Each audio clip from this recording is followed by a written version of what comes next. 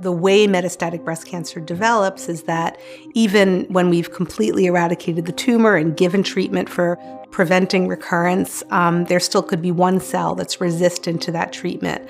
And that cell can travel and find its way to a distant organ and grow to the point where it's detectable in one way or another.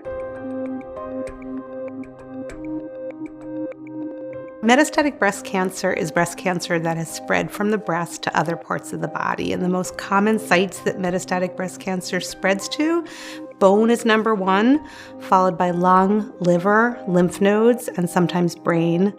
About 10% of breast cancers present initially with metastatic disease, but the majority of patients present with early-stage breast cancer.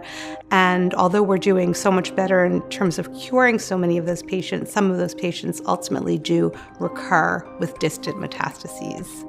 So anyone who has early-stage breast cancer is theoretically at risk for metastatic disease, but there's really been a paradigm shift in terms of understanding that it's the biology of the disease more than an exact size or number of positive lymph nodes that increases the risk of developing distant metastases.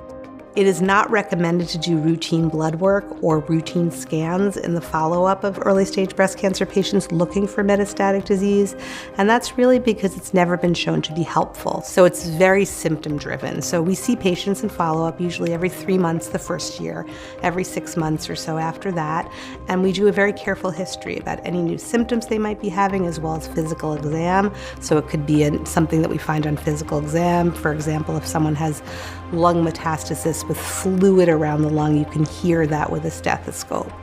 Metastatic breast cancer used to be considered a death sentence, and that's absolutely not true anymore. We think of it more as a chronic disease. That's not true in every single case, but many patients with metastatic breast cancer can live good quantity and quality of lives. We have great treatment for it.